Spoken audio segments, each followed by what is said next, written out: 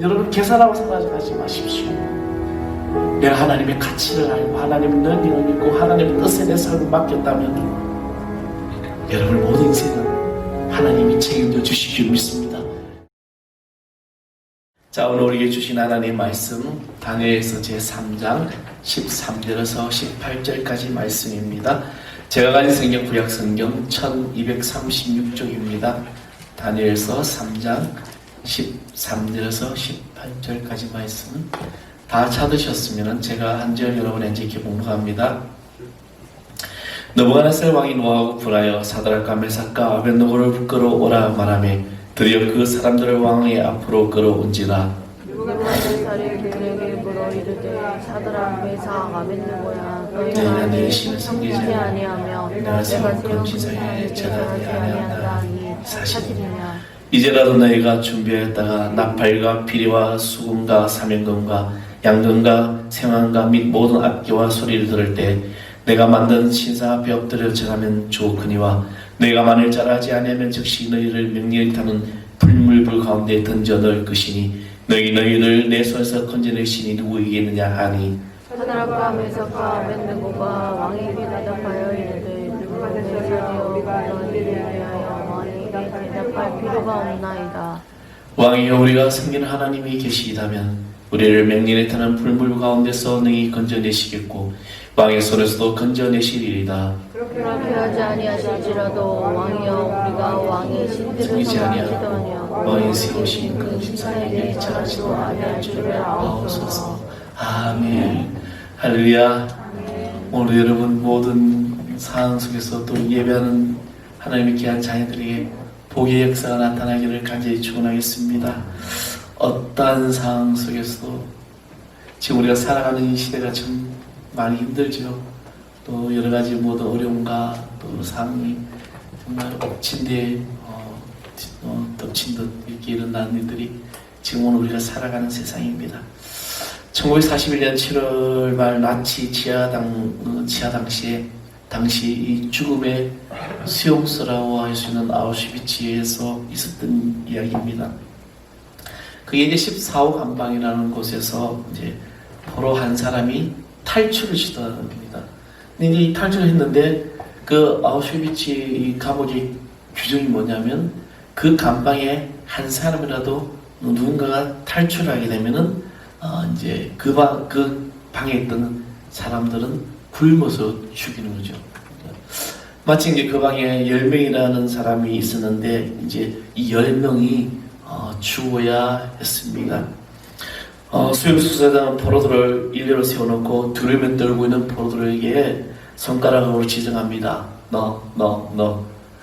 이제 이렇게 지적당한 10명이 이제 서게 되는데 그 가운데 가조니 그 중사라는 한 사람이 있었습니다. 그때 이 체크 중사는 나는 죽을 수가 없다. 처자식이 있습니다.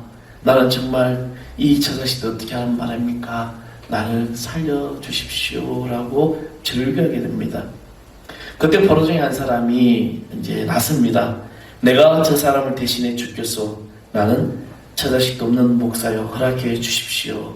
그는 바로 다른 곳에 있는 수용소에 있는 이 막시밀리안 콜베라는 목사님이었습니다.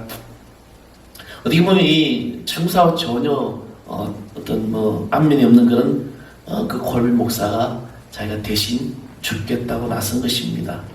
내가 예수님을 믿기 때문에 예수님처럼 살겠다고 수천 번 다짐했기에 처자식을 둔 저 사람보다 내가 죽어야지. 이게 바로 예수님을 따르는 길이야 라고 이 콜베 목사는 자신을 그렇게 생각하고 다짐을 합니다. 그래서 콜베 목사는 아무과 같이 이제 그 감옥에 갇히게 됩니다. 그리고 죽음을 앞둔 사람들의 손을 붙잡고 위로하면서 결코 하나님은 당신을 버리지 않을 것이다 라고 말합니다. 이 굶주림이 계속 이제 진행되면서 그것을 견디다 못해 하나 둘씩 죽어가기 시작할 때 이럴 때마다 콜베 목사님은 계속해서 남은 이들에게 용기를 주었습니다. 그래서 그들은 하나님을 찬양하고 기도하면서 죽어갔다는 것입니다. 이 콜베의 신앙은 바로 고난 속에서 도움을 받지 못할지라도 고난을 당하여 죽음을 잃게 될지라도 말씀대로 순종하는 그런 신앙 그 자체였던 것입니다. 이 진정한 신앙은 조건을 붙이지 않습니다. 전적으로 하나님을 의지하는 신앙이 바로 참된 신앙이 되는 겁니다. 우리가 예배를 당에 나오고 예배하고 내가 봉사하고 신앙, 이것이 어떤 조건적인 것이 아니라 나는 전적으로 하나님을 의지하고 믿음으로 순종하는 것이 바로 진정한 신앙이라는 겁니다. 지금 여러분 우리가 살아가는 시대가 어떤 세상입니까? 지금 이 시대를 포스트 코로나 시대라고 지난번에 말씀을 드렸죠. 지금 이 세상은 너무나도 많은 변화가 일어나고 있습니다. 또 엄청난 속도도 일어나죠. 요즘 비행기를 타도 뭘 타도 이제 굉장히 빠른 시대에 살아가고 있습니다. 언젠가 말씀드렸죠. 서울에서 부산까지 큐브 열차라는 것은 이제 미래의 산업으로 지금 나오겠는데, 이 큐브 열차가 뭐냐면 그냥 서울에서 출발하면은 1시간도 안 돼서 부산에 도착을 하는 거예요.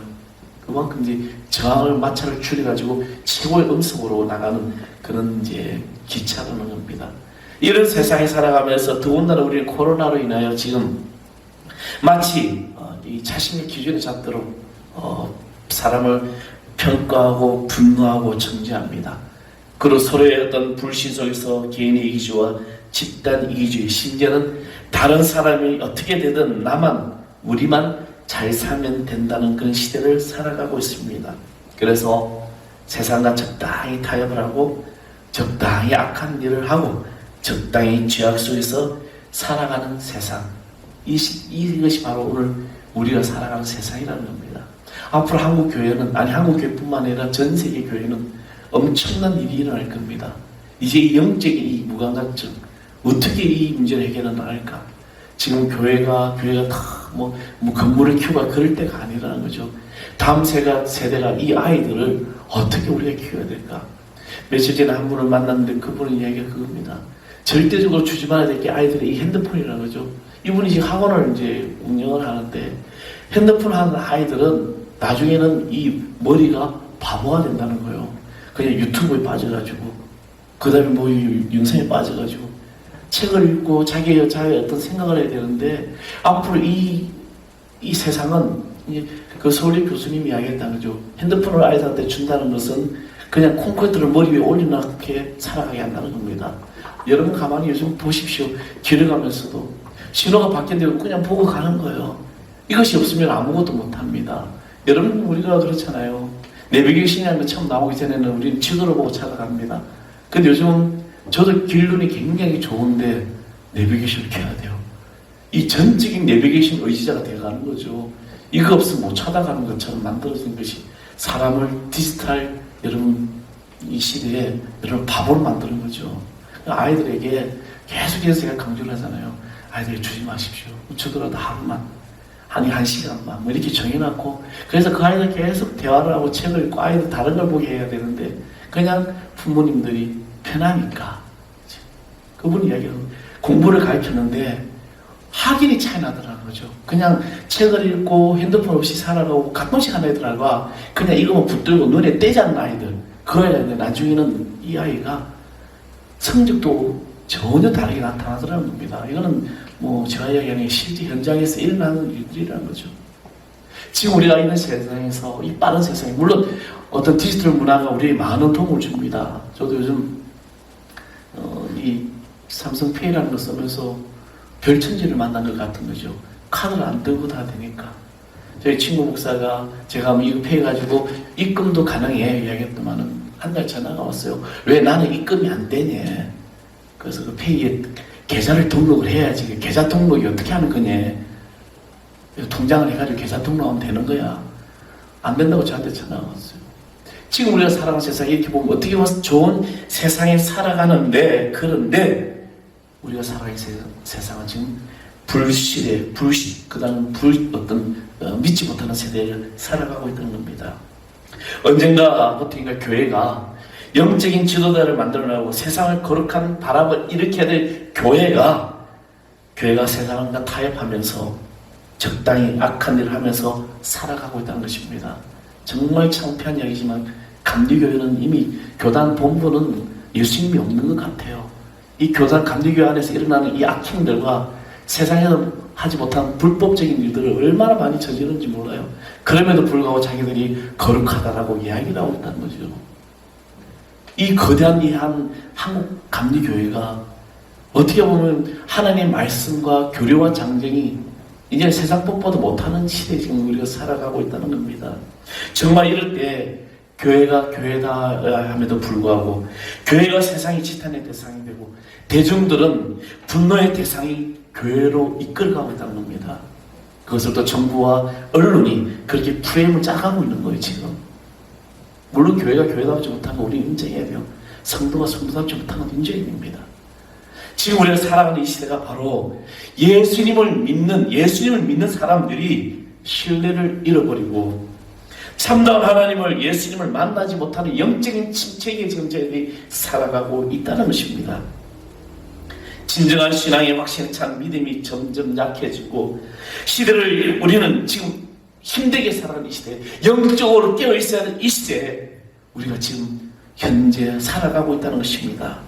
이러한 상황 속에서도 우리 그리스도인들의 믿음은 어떠한 믿음을 그럼 가져야 될까? 그냥 물에 물 탄 듯이 그냥 흘러가야 될까? 아니라는 겁니다. 우리는 이 믿음을 다시 정립하고 다시 세워나가야 되는데 그 믿음이 바로 그리 아니하실지라도 그렇게 하지 아니하실지라도라는 그런 믿음입니다. 내 인생에 환난이 오고 고난이 오고 지금 어려운 상황 속에서도 내가 주님을 전적으로 내가 믿고 의지하는 이 상황 속의 기도, 이 믿음이 바로 오늘 우리의 삶이 되어야 될 줄 믿습니다. 성경의 히브리서 11장을 통해서 주신 말씀, 믿음은 바라는 것들을 실상에 보이지 않는 것들의 증거라고 했습니다.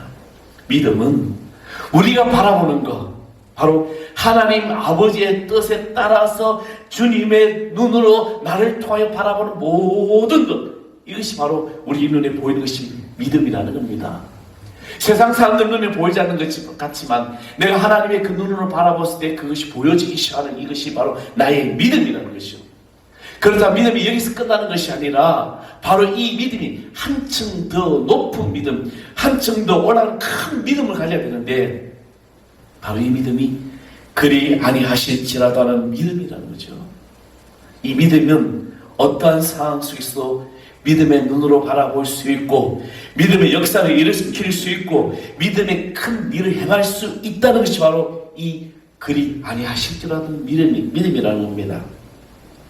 오늘 본문에서 우리는 이 믿음의 절대적 확신을 볼 수 있습니다. 본문에 나오는 우리 이야기 너무나 잘 알고 있죠. 다니엘과 그 세 친구 사드락과 메삭과 아벳느고의 이야기입니다. 바벨론의 이 느부갓네살 왕은 자기의 금신상을 만들어 놓고 백성들에게 절하게 했습니다. 이 법령을 어기는 사람은 맹년에 타는 풀물불에 태워 죽인다는 거예요. 여러분 이게 뭐냐면 그냥 불 팍 지펴놨고 여러분 휴거라는 책을 읽게 되면은 나중에 말씀대 주님 오실 때 이제 어떤 그 순교자들 중에 한 순교자들은 펄펄 끓는 기름물에 이제 담그지는 이야기도 있습니다. 이 풀무불은 막 불을 지피놓고 거기다 그냥 산채로 집어넣는 거예요. 이 극렬히 타는 풀물이죠. 이것을 태워 죽인다고 명령을 하였습니다. 그러나 세 친구는 하나님만 섬기는 신앙으로 그들은 절하지 않았습니다. 화가 난 느부갓네살 왕이 그들을 불러 다그칩니다. 물론 느부갓네살 왕은 이 다니엘과 세 친구를 아끼는 사람이었습니다. 오늘 14절과 15절의 말씀에 보면 느부갓네살이 그들에게 물어 이르되 사드락과 메삭 아벳느고야 너희는 내 신을 섬기지 아니하며 내가 세운 금신상에 절하지 아니한다 하니 사실이냐? 이제라도 내가 너희도 아끼니까 이제라도 너희가 준비했다가 나팔과 피리와 수금과 사면과 양금과 세금감이 모두 아끼는 소리를 들을 때 내가 만든 신상의 앞에 절하면 좋거니와 너희가 만일 절하지 아니하면 즉시 너희를 내 손에서 불물 가운데 던져놓을 것이요 너희를 내 손에서 건져내시니 누구 이기느냐라고 명령을 하게 됩니다. 절대 절명의 위기죠. 그러나 다니엘의 세 친구는 분명히 고백합니다. 느부갓네살이여 우리가 섬기는 하나님이 계시다면 우리를 맹렬히 타는 풀물불 가운데서 너희 건져내시겠고 왕의 손에서도 건져내시리다. 그렇게 하지 아니하실지라도 왕이여 우리가 왕의 신들을 섬기지 아니하고 왕이 세우신 금신상에 절하지 아니할 줄 아옵소서. 여기에 그렇게 하지 아니하실지라도는 믿음이 있는 거죠. 그리 아니하실지라도. 그렇다면 여러분이 믿음의 동기는 어떻게 해서 이 믿음의 동기가 나오게 됩니까? 먼저 이 세 친구는 하나님의 가치를 믿는 것입니다. 하나님의 가치. 가나안의 인상의 아들 태어난 한 젊은 청년이 있었습니다. 그는 너무 가난해서 이 가난이 한이 맺혀가지고 그래서 무섭게 일을 하게 됩니다. 그래서 그는 열심히 해서 야시찬 사업가가 되었고 그의 인생 철학은 나를 위해 돈을 위해라는 그 인생 철학의 어떤 것을 세워놨고 정말 돈을 많이 벌었죠. 이 청년은 미국의 석유 사업을 하면서 90% 이상을 차지하는 세계적인 대부호로 성장합니다. 그 과정에서 노동자들을 심하게 착취하고 사람들은 이 사람을 어떤 존경심에서 그를 어떤 대하는 것이 아니라 돈 때문에 그에게 무릎을 꿇기 시작했습니다. 그의 나이 53세 뭔가 마음이 심하게 망가져 있었습니다. 심각한 스트레스로 인하여 그런 소화불량과 무력감과 악몽과 이런 어떤 삶이 이제 그 나이에 다가왔다는 거죠. 그때 주치의는 이제 당신은 얼마 살지 못합니다. 죽음을 준비하십시오 라고 선언합니다. 이때 이 청년은 이 사람은 눈을 뜹니다. 어디에? 신앙에. 절대적 가치이신 하나님을 발견하게 되고 그 하나님을 만나게 됩니다. 이 대부호는 하나님을 위하여 이웃을 위하여라는 인생 철학이 바뀌게 됩니다. 나를 위하여 돈을 위하여 살아왔던 그 사람이 하나님을 위하여 이웃을 위하여. 그래서 계획을 나와요. 시드니의 대학을 시카고의 대학을 설립하고 여기는 리버사이드라는 교회를 세우면서 또 많은 병원과 학교 재단을 위해서 그의 모든 재산을 이제 쓰기 시작합니다. 영생을 교육과 선한 선교와 사랑 실천을 쏟아부었습니다. 그가 절대적인 가치이신 하나님을 사랑하게 되자 그 밖에 나머지 이들이 제자리를 찾게 되더라는 겁니다. 베푸는 삶을 통하여 이 사람은 건강을 되찾았습니다. 그가 바로 98세까지 장수한 세계적인 대부 록펠러 이야기입니다. 하나님의 가치를 믿는 믿음으로 승리했던 거죠. 오늘 여김을 사랑하는 성도 여러분, 우리는 하나님의 가치를 분명히 알아야 됩니다. 본문 16절에 사드락과 아벤노고는 왕에게 대답하여 이르되 느부갓네살이여 우리가 이 일에 대하여 왕에게 대답할 필요가 없습니다라는 거죠. 근데 여러분 이 말씀을 가만히 보게 되면 이 다니엘과 세 친구들이 뭐라고 부르냐면 느부갓네살 왕이라고 부르지 않고 왕이시여라고도 부르지 않습니다. 느부갓네살이여. 지금 포로를 끌려왔습니다. 전하 왕이시여 이렇게 해도 살려줄까 말까 하는데 느부갓네살이여. 이 일에 대하여 다시 말하면 왕의 금신상이 전하지 않는 우상 숭배 행위에 대하여 달리 내가 할 말 필요가 없다는 것입니다. 이 표현은 무엇을 의미합니까? 하나님이 절대적인 가치이시고 유일한 분이시기 때문에 내가 이 다른 것은 생각할 필요가 없습니다. 대답할 필요도 없어요. 당신한테 내가 왜 절대적인 하나님이 나의 하나님이 되시는데 내가 왜 당신에게 이 일을 고해야 됩니까? 하나님과 다른 것을 비교한다는 것은 그 말 할 필요도 없고 그럴 이유도 없다는 절대적인 가치라는 겁니다. 하나님의 가치는 진선미와 예와 근원의 모든 되심을 우리를 믿는 것입니다. 이 절대적 가치신 하나님께 중심을 두고 살아야 됩니다. 우리의 삶의 문제가 뭔지 아십니까? 절대 가치신 하나님을 사랑하지 않기 때문에요. 나는 돈을 더 사랑하고 내 욕심을 더 사랑하고 내 개인의 생각을 더 사랑하고 내가 더 가지고 싶은 욕심에 사로잡혀 있기 때문에 그래서 우리 인생의 문제를 아무리 내가 힘들지라도 내가 하나님을 사랑하는 일에 모든 것을 쏟아 놓으면 나머지는 다 제자리를 찾게 된다는 겁니다. 그래서 마태복음 6장 33절에 우리에게 말씀하셨습니다. 그러즉 너희는 먼저 그의 나라와 그의 의를 구하라. 그리하면 이 모든 것을 너희에게 더하시리라. 아멘. 여러분 나는 무엇을 더 더하기를 원하십니까? 여러분 경제적인 것이 더하기를 원합니까? 그것 때문에 내가 더 잘 살겠다고 생각하면서 그것 때문에 목숨 걸고 우리가 살고 있지는 않은지 다니엘의 세 친구처럼 이 일에 대해 말할 필요도 없습니다. 우리 하나님의 절대적인 가치를 내가 믿고 나아가겠습니다. 내 삶의 주님밖에 없습니다라는 이 믿음의 소유자가 오늘 여기 모인 여러분에게를 간절히 소망합니다. 그 우리 하나님의 능력을 믿는 거예요. 시드니 올림픽에서 있었던 이야기입니다. 여자 다이빙 경기에서 금메달을 획득한 미국의 롤라 윌킨스라는 이 사람입니다. 이 윌킨스는 시상대에서도 울고 계속 눈물을 흘린 거죠. 그래서 기자가 왜 이렇게 많이 우냐 하니까 그 이야기를 6개월 전으로 올라가게 되면 다이빙 종목이 국가대표로 뽑히고 나서 연습을 하다가 이 윌킨스는 다리 골절에 어떤 중상을 입게 됩니다. 그래서 이제 코치도 대부분 많은 사람들도 이제 당신은 출전할 수가 없습니다. 포기하라고 했습니다. 올림픽에 참여할 수가 없습니다.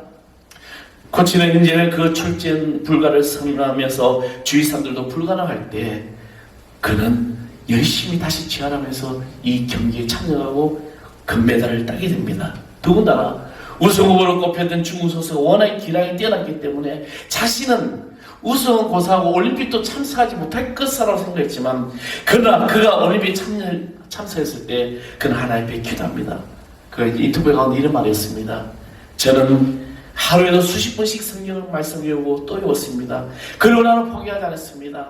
하나님께서 나에게 주시는 하나님의 능력을 내가 믿기 때문입니다. 그래서 이 말씀 외울 때마다 힘이 생기기 시작하는 거죠.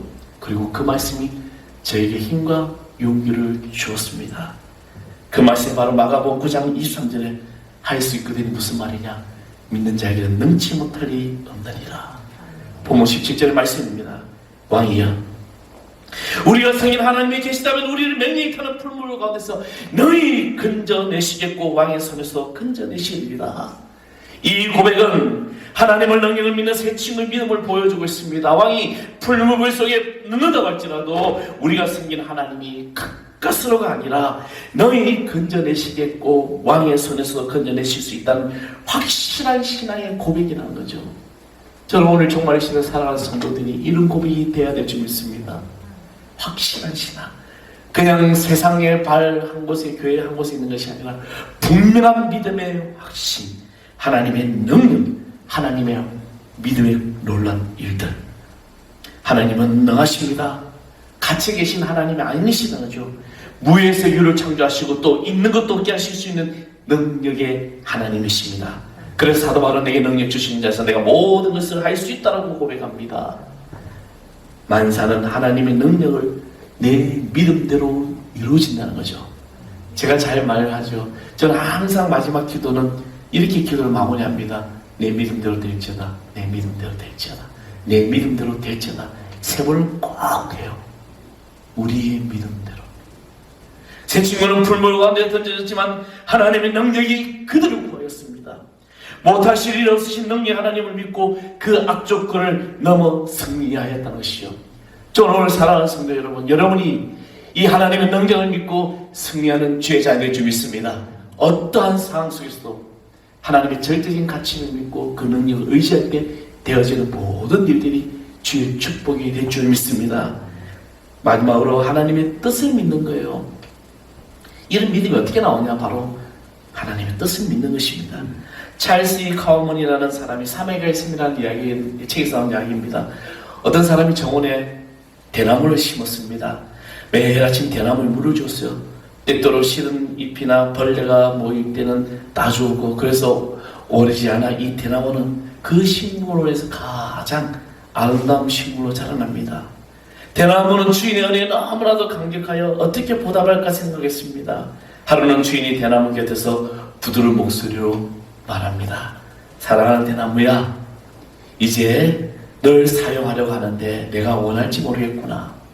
대나무가 재빨리 대답을 했습니다. 주인님, 저는 당신의 키워준 은혜에 보답하려고 했는데 어찌 무엇을 원하지 않겠습니까? 주인이 말했어요. 하지만 내가 널 사용해서 내 땅에서 찍어내야 하는데. 그래서 대나무는 주인의 말을 채 끝나기도 전에 한급히 말합니다. 아, 주인님, 그건 어렵겠군요.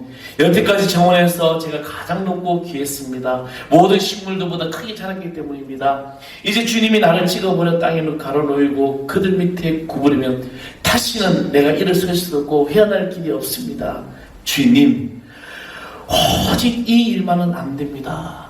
그래서 다시 주인이 말합니다. 그러나 너를 찍어내어 땅에 눕히지 않으면 쓸 수가 없단다. 너는 내가 너를 재배한 목적이 무엇인지 기억하느냐? 결국 이 대나무는 주인의 은혜에 보답해야 하기 때문에 고통을 참여 대답했습니다. 주인님 뜻대로 이루어지기를 원합니다. 주인은 날카로운 도끼로 담는 대나무를 찍어서 땅에 눕혔습니다. 찍을 때 그 아픔을 피할 데가 없었습니다. 그러나 대나무는 은혜에 보답하기 위하여 기꺼이 참고 견뎠습니다. 그리고 대나무는 아름다운 대나무 공예품으로 다시 태어났다는 이야기입니다. 나의 뜻이 아니라 주님의 뜻. 저는 이 이야기를 읽으면서 우리는 너무나도 내 뜻대로, 내 생각대로 살아간다는 거죠. 우리는 주님의 뜻대로 살아야 되는데, 말로는 주님의 뜻대로 살아야 된다고 이야기하지만, 그러나 우리는 내 뜻대로 살 때가 더 많았다는 것입니다. 겟세마네 동산에서 주님은 기도를 드립니다. 이제 십자가의 그 고난을 당해야 되는데, 그 피맺힌 절규의 기도, 나의 온대로 마옵시고 아버지의 뜻대로 하옵소서. 그 전에 어떤 기도를 합니까? 할 수만 있다면 이 잔을 나에게서 옮겨달라고 기도했던 주님.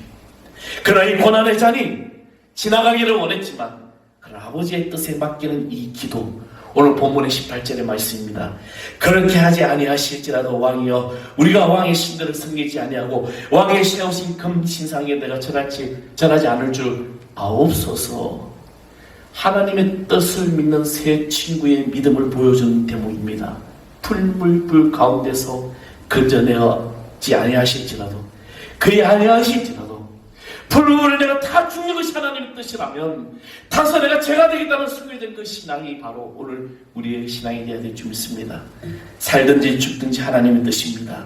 살아도 주를 위해서 살고 죽어도 주를 위해서 죽는 것, 철저히 하나님께 맡기고 하나님의 뜻을 믿는 태도입니다. 불에 타 죽어도 하나님의 뜻이라면 그대로 죽는 것이 우리의 믿음이라는 거죠. 결국 새 친구는 평소보다 7배나 더 뜨거운 풀물보 가운데 던져지게 돼요. 근데 놀라운 일이 일어납니다. 지금 다 죽어야 되는 그 새 친구, 그들을 메고 있던 결박만 타게 되고 머리털 하나 그스리지 않고 그들은 다시 나오게 되죠. 영국의 세계적인 유명한 스포츠 목사님이 이런 말 했습니다. 당신의 의무는 옳은 일을 행하는 것이고 그 결과는 하나님이 감당한 일입니다. 비록 하늘이 무너져도 옳은 일을 행하고 어떤 결과가 나오더라도 그리스도의 명령을 따르는 것이 당신과 나의 할 일입니다. 당신은 결과에 신경 쓰십니까? 그것이 우리들과 무슨 상관이 있겠습니까? 하늘이 무너져내려도 의로운 사람은 자신의 주님께 순종하고 그분의 자리에 충성을 합니다. 하나님의 사람이여, 믿음의 사람이 되기를 두려워하지 마십시오. 결과는 하나님이 일이지 당신의 일이 아닙니다. 부디 하나님의 절대적 가치를 믿으시기 바랍니다. 하나님의 무한한 능력을 여러분 믿으십시오. 그리고 하나님의 살아신 뜻을 내가 분별하면서 이 코로나 힘든 이 세상에 여러분 믿음으로 살아가시기 바랍니다. 하나님만 의지하고 믿음으로 이 어려운 상황이 어떠한 상황이 닥쳐올지라도 그럼에도 불구하고 어떠한 상황 속에 내가 하나님을 의지하고 나아갈 때 하나님이 그 놀라운 일들, 예수 그리스도의 능력이 오늘 여러분에게 나타날 줄 믿습니다. 이 믿음으로 여러분 살아가는 우리 성도들 줄 믿습니다. 삶에 여러분 계산하고 살아가지 마십시오. 내가 하나님의 가치를 알고 하나님의 능력을 믿고 하나님의 뜻에 내 삶을 맡겼다면 여러분 모든 인생은 하나님이 책임져 주실 줄 믿습니다. 저는 우리 하늘사랑교회가 하나님 전적으로 책임져 주신다는 거죠. 어제 한 목사님 만나면서 우리 하늘사랑교회에 일어났던 이야기들, 옛날 창립 때부터 있었던 이야기 쭉 하면서 그분이 저게요. 저는 목사님이 부잣집 아들인 줄 알았대요. 항상 당당하고 해다니는 거 보면 항상, 저는 예전에 제가 96년 7년도 개척했을 때 신화명가 시골교회 있을 때도 항상 옷을 잘 입고 다니고, 물론 남이 준 거잖아요. 저거 다 죽어가지고 제대로 재활용 많이 합니다. 근데 한번 그 옷을 입고 갔더니 지금 목사님이 최전도사 요즘 행편 풀렸는가 봐. 사람 보는 거로 판단하죠. 그래서 그 목사님 저보고 그러더라고요. 정말 부잣집 아들인 줄 알았대요. 그래서 우리 하늘사랑교회 이야기를 주겠습니다. 교회 불 지른다고 석유 통통한 사람도 있었고요. 그리고 새벽 1시 2시면 전화 받으면서 심장이 멎을 정도로 도망간다고 죽여버린다고 그러는 그 협박도 받은 적도 있고요. 그렇게 이제 이 하늘사랑교회 세워졌죠. 근데 그 수많은 시간 속에서 하나님이 계획하시다는 거죠. 정말 제가 이 개척 나올 때 갈 집이 없어가지고, 여러분 그 촌아파트 그 아파트 찾아다니면서 하나님 이 집이라도 내가 살 수 있으면 좋겠습니다. 근데 막상 그 집에 들어가 보니까 그래도 제가 예상했던 그 가사가 있습니다. 이 세상을 살아가는 동안 나의 힘을 의지할 수 없으니 주의 길을 걸어가는 동안에 세상의 것을 의지할 수 없으니 기도하고 낙심하지 않을 것은 주께서 참 소망이 되십니다. 우리 찬양 우리 한번 해보겠습니다.